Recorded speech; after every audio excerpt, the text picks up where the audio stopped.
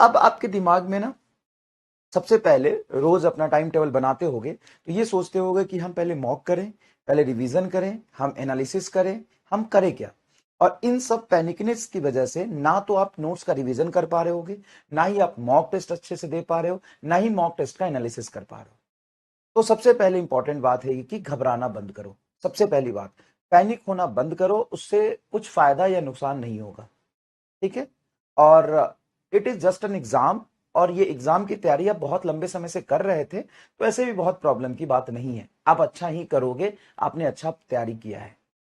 अब आप कह रहे हो कि नहीं हमने कुछ गलती किया था, तो गलती किया था तो हो गया ना। अब 5-6 दिनों में जो अपना बेस्ट दे सकते हो वो दो, एग्जाम दो, उसके बाद देखेंगे क्या करना है।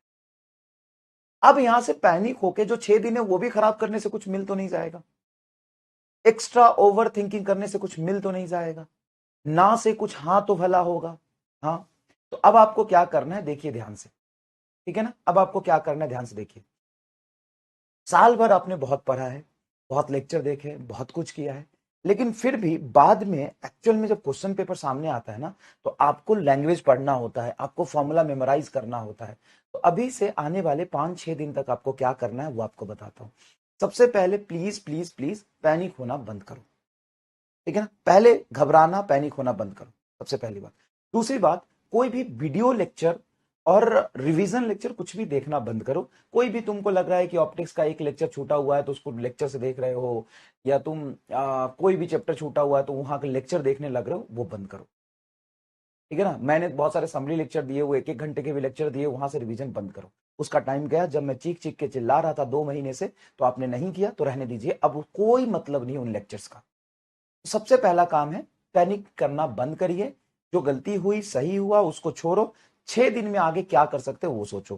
पास्ट के बारे में एनालिसिस करके कोई फायदा नहीं मिलेगा, अगले 6 दिन में क्या कर सकते हैं वो आप समझने की कोशिश करिए।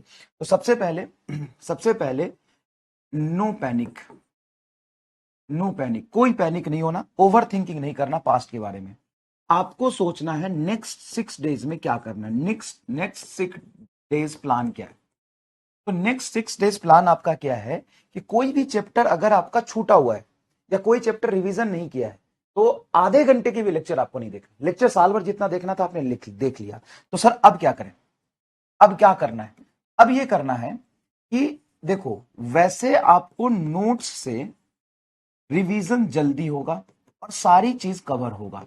नोट से रिवीजन फास्ट होगा एंड सब कुछ कवर होगा, सब कुछ कवर होगा। अब कोई वीडियो लेक्चर देखने जाओगे उसमें ऐसी चीज भी पहले एक्सप्लेन करेंगे जो आपको जरूरत नहीं है। तो यहां पे प्रॉब्लम यह है कि कोई भी एक चीज जो सबके लिए कॉमन हो जरूरी नहीं है, आपकी रिक्वायरमेंट अलग है। कुछ भी याद नहीं आ रहा, याद बेटा ऐसे बैठ के सोचोगे ना तो नहीं आएगा, लेकिन जैसे ही एग्जाम में बैठोगे, पेपर लिखोगे तो आपको याद आ जाएगा, ठीक है। तो नोट से रिवीजन करना है, formula, formula only, not question, formula only, सिर्फ फॉर्मूला, नॉट क्वेश्चन। कैसे रिवीजन करना वो भी मैं आपको बता देता हूं। एग्जाम्पल के लिए जैसे मैं वेव ऑप्टिक्स की बात करूं, तो वेव ऑप्टिक्स में आपको ये पढ़ना है कि वेव फ्रंट क्या होता है, बस। उसके बाद वेव फ्रंट और रे में क्या रिलेशन होता है, बस। उसके बाद इंटरफ्रेंस पढ़ाया है, तो इंटरफ्रेंस में मैक्सिमा और मिनिमा के रेशियो का क्या फॉर्मूला होता है, ठीक है। उसके बाद young double slit, YDSC, young double slit experiment में जो पाथ डिफरेंस होता है डेल्टा एक्स, वो होता है शायद डी साइन थीटा, और एंगल छोटा होता है तो साइन थीटा को टैन लिख सकते हैं, D tan theta. And D tan theta को लिख सकते हैं परपेंडिकुलर बेस, मतलब D Y by capital D, that is equal to N lambda, ठीक है। तो y की वैल्यू यहां से हो जाएगा N lambda capital D by small D. ये है position of nth bright fringe, यही तो है position of nth bright fringe. Position of dark fringe देखोगे तो 2n plus 1 into lambda by 2d होगा, जहां पे n -1 रख दो जहां पे n की वैल्यू 1 से शुरू करोगे, n की वैल्यू किससे शुरू करोगे, 1 से शुरू करोगे। फ्रिंज विड्थ हो जाता है तुम्हारा lambda capital D by small D, angular fringe width हो जाता है लेमडा बाई डी। किसी मीडियम में डाल देते हो तो म्यू से डिवाइड कर देते हो। तो ये आपको नोट से फॉर्मूला रिवाइज करना है, ठीक है, नोट से फॉर्मूला रिवाइज करना है, ठीक है सर। तो ये बस एक मेथड बताया है कि आपको क्या करना है। फॉर्मूला पूरा आप कम समय में रिवाइज तभी कर सकते हैं जब आप नोट्स लेके बैठेंगे, ठीक है सर। लेकिन सर कुछ चैप्टर ही छूटा हुआ है, कोई भी चैप्टर छूटा हुआ है तो उस चैप्टर के उसको पढ़ने से अब नहीं होगा। जब छूट ही गया, पूरे साल भर में आप नहीं कर पाए तो आप एक दिन में नहीं कर पाएंगे। कोई भी चैप्टर अगर छूटा हुआ तो उसके इंपॉर्टेंट फॉर्मूला फॉर्मूला पर चैप्टर देख लो, पर चैप्टर देख लो, ठीक है सर। उसके बाद आप मॉक दो, चाहे नंबर आए या ना आए। मॉक देना है मतलब टेस्ट देना है, मॉक पेपर मतलब टेस्ट देना है। पर डे एक में तक एक टेस्ट देना है, टेस्ट देना है, क्योंकि फाइनली एग्जाम में भी बैठ के आपको टेस्ट ही देना है, चाहे नंबर कितने भी आए, घबराना नहीं है, ठीक है ना। उससे सीखना है, उससे एनालाइज करना है, उसको समझ के आगे बढ़ना है। उसके बाद 110 इंपॉर्टेंट टॉपिक मैंने बहुत सोच के लिखे हैं, जिससे 35 प्लस क्वेश्चन गारंटी है कि आएगा, गारंटी आएगा। सब कुछ नॉर्मल तरीके से पास्ट ईयर के पेपर के अकॉर्डिंग क्वेश्चन पेपर बनाया गया तो पक्का आएगा, ठीक है। तो इसका मैं सिर्फ टॉपिक लिख के आपको नहीं दे रहा, जैसा कि मैंने बात किया था 30-40 टॉपिक मैंने टेलीग्राम पे अपलोड भी कर दिए थे। तो इसका मैं फॉर्मूला एंड टोटल लगभग 600 से 700 क्वेश्चन आपको मैं दूंगा, 600 to 700 क्वेश्चन विथ की वो आपको लगाना है। कोई नहीं हो रहा सॉल्व, नहीं क्लिक कर रहा, उसको छोड़ दो, कोई मतलब नहीं है, परेशान नहीं होना। वो मैं इसलिए दे रहा हूं कि इस इंपॉर्टेंट टॉपिक से रिलेटेड आपको फॉर्मूला पता चल जाए। ये नोट से भी रिवाइज कर सकते हो मार्क करके, नोट्स के साथ साथ मैंने भी उस सीट में फॉर्मूला लिख दिया है और उसके क्वेश्चन डाल दिए। अब इसमें से ना मस्ट नहीं है कि सारे फॉर्मूले सॉल्व होंगे तभी आपका सिलेक्शन होगा, तो सॉरी, सारे क्वेश्चन सॉल्व होंगे तभी सिलेक्शन होगा, ये जरूरी है ही नहीं। इसमें अगर आपसे 70% क्वेश्चन सॉल्व हो रहा है, मोर देन इनफ है। 70% क्वेश्चन सॉल्व हो जाए, मोर देन इनफ है। मोर देन इनफ है, क्योंकि ये क्वेश्चंस अच्छे लेवल के बनाए, ठीक है ना, क्वेश्चन अच्छे लेवल के बनाए। तो उसमें से 60-70% सॉल्व हो जाए चलेगा, उसमें से 2-4 क्वेश्चन आपसे नहीं सॉल्व हो रहा है या क्लिक नहीं कर रहा, आप छोड़ सकते हो।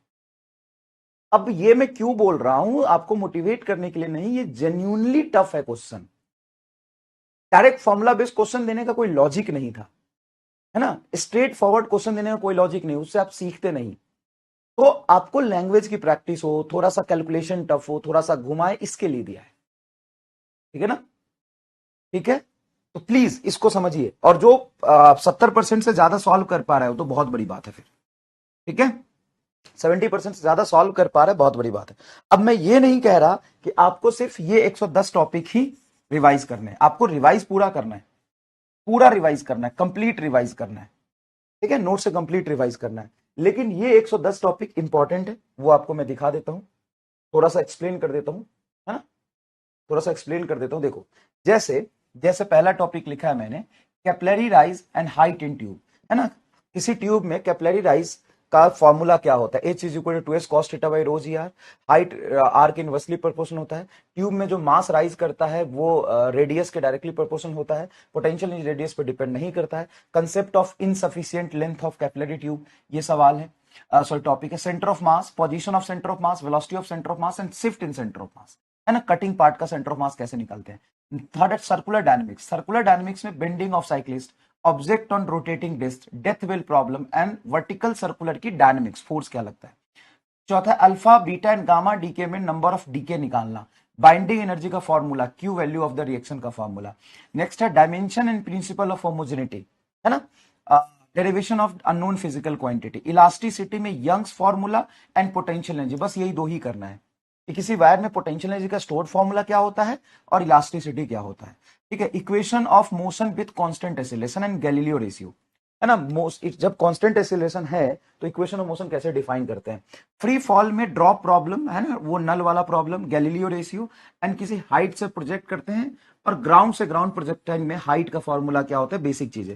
न्यूटन सेकंड लॉ में फोर्स का formula delta P by delta T, change in momentum से जो फोर्स निकालते हैं। कई बार इसको हम ऐसे भी निकालते हैं डिफरेंशिएट करके, डीपी बाई डी टी से, इसका स्लोप स्लो फोर्स को बताएगा, है ना। पुल्ली ब्लॉक सिस्टम, वही पुल्ली ब्लॉक सिस्टम, एक्सीलरेशन और टेंशन निकालना।